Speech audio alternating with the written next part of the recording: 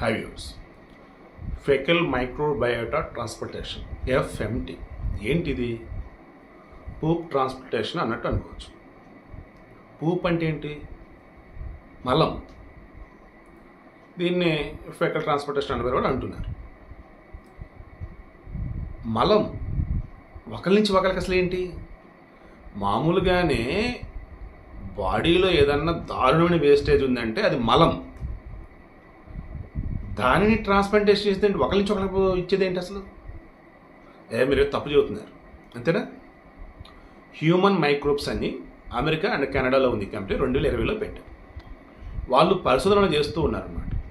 ఆ పరిశోధనలో భాగంగా వాళ్ళు ఇప్పుడు ఏంటంటే అసలు ఏ రోగాలు లేకుండా ఉన్నటువంటి మనిషి నుంచి మలం అంటే పూప్ దాన్ని సేకరించినట్టయితే దానిని డ్రై ఐస్ ద్వారా స్టోర్ చేసి ఆ తర్వాత ఎలక్ట్రోలైట్స్ ద్వారా క్లీన్ చేసి దెన్ కొలనోస్కోపీ త్రూ అంటే బాటమ్ ఎలా చెప్పాలి, బాటమ్ మోషన్ వచ్చే వాల్వ్ ఉంటుంది కదా, దాని త్రూ కొలనోస్కోపీ చేస్తారు. లైక్ ఆవేలో అన్నా లేదా పైనుంచి అప్పర్ ఎండోస్కోపీ అంటారు కదా, లైక్ ఆవేలో అయినా సరే లోపలికి వెళ్ళేలా చేస్తారు. అంటే ఈ మలం పూర్తి ఆరోగ్యం ఉన్నటువంటి వ్యక్తి నుంచి సేకరించిన మలంలో ఒక రకమైనటువంటి బ్యాక్టీరియా ఉంటుంది. ఆ బ్యాక్టీరియా ఎటువంటిదంటే అసలు నీకు లోపల ఉన్నటువంటి రోగాలను కూడా తరిమేసే విధంగా గుడ్ బ్యాక్టీరియాని ఇంప్రూవ్ చేసింది. లోపల అనారోగ్యంతో ఉన్న బ్యాక్టీరియాని కూడా హరించి వేసింది. దాని మీద ఇప్పుడు రీసెర్చ్ జరుగుతూ ఉంది. హ్యూమన్ మైక్రోబ్స్ అన్న వాళ్ళకి సంబంధించి ఈ ఆరోగ్యవంతమైనటువంటి వ్యక్తి శరీరం నుంచి ఆ బాడీ నుంచి కలెక్ట్ చేసే మలం ఏదైతే ఉందో దానికి సింగిల్ శాంపిల్కి అరౌండ్ $500 అంటే 41,000 దాదాపు. పోనీ సంవత్సరం మొత్తం మీద డైలీ ఇచ్చినా ఓకే, దెన్ మాకు అప్పుడు ఎంత 1,40,00,000 దాదాపు అమౌంట్ వస్తుంది.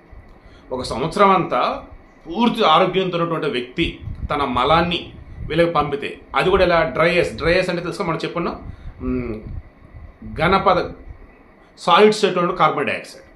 ఓకే, దాని చేతితో తాగకూడదు, బట్ ఆ శాంపుల్ వాటి మధ్యలో దీనిని పెట్టి పంపిస్తే చాలు. అన్నీ కూడా సీక్రెట్గానే ఉంచుతారు. బట్ బిఫోర్ దట్ మీతో ఒక అగ్రిమెంట్ అనేది కూడా అది చేసుకుంటారు.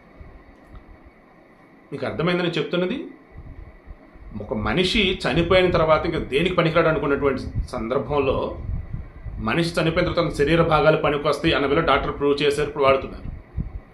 అలాగే అదా మో అనిపించే విధంగా ఉన్న మలానికి సంబంధించి కూడా దానిని ప్రయోగాలుగా వాడవచ్చు. అది కూడా పూర్తి ఆరోగ్యవంతంగా ఉంటుంది. అంటే ఓవరాల్ చూసుకుంటున్నప్పుడు 0.1% మాత్రం అటువంటి ఆరోగ్యవంతులు ఉంటారు. దీనితో మీ కడుపుకు సంబంధించి వచ్చే జీర్ణాశయ రోగాల్ని క్లియర్ చేయొచ్చట, మానసిక రోగం సైకలాజికల్ ఇష్యూస్ వాటిని క్లియర్ చేయొచ్చట, అండ్ బాడీలో గుడ్ బ్యాక్టీరియా ఇంప్రూవ్ అయిపోయి మీరు ఆల్మోస్ట్ రిమైనింగ్ రోగాలు ఏమైనా ఉంటే అవి కూడా తగ్గించేయచ్చట. మరి వాళ్ళు ఏ ఫార్మాట్లో బాడీలో ప్రవేశపెడతారు ఏంటనేది ఇంకా వాళ్ళు చెప్తారు. బట్ వీడియో ఏంటంటే చూడండి, మన రజనీకాంత్ చెప్తాడు ఆరోగ్యమే మహాభాగ్యం అని చెప్పి చిన్నప్పుడు కాపీరైట్ పుస్తకాలు కూడా చదువుకున్నాం. రజనీకాంత్ కూడా మన అమ్మాయి ఏం చెప్పాడు, తను కొంచెం హెల్త్ ఏదో బాగోక మలేషియా అక్కడికి వెళ్ళేసి రికవర్ ఇచ్చిన తర్వాత ఈ ప్రపంచంలో నిజమైన ఆరోగ్యవంతుడు ఎవరైనా ఉన్నారు అంటే అతని అందరికన్నా గొప్ప బిలీనీర్ అనే వేళ చెప్పున్నాడు, గొప్ప అదృష్టవంతుడి వేళ చెప్పున్నాడు. ఎగ్జాక్ట్ ఇప్పుడు నేను కూడా అదే అంటున్నాను. ఈ హ్యూమన్ మైక్రోబ్స్ కంపెనీ వాళ్ళు చెప్పిన దాని ప్రకారం కూడా అదే.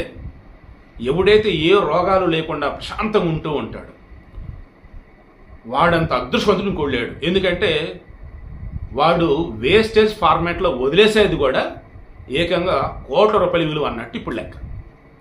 హ్యూమన్ మైక్రోబ్స్ కావాలంటే మీరు చెక్ చేసి వెనకాల వాళ్ళ యొక్క పెట్టిన లింక్ కూడా పెడుతున్నాను చూడండి. America and Canada based.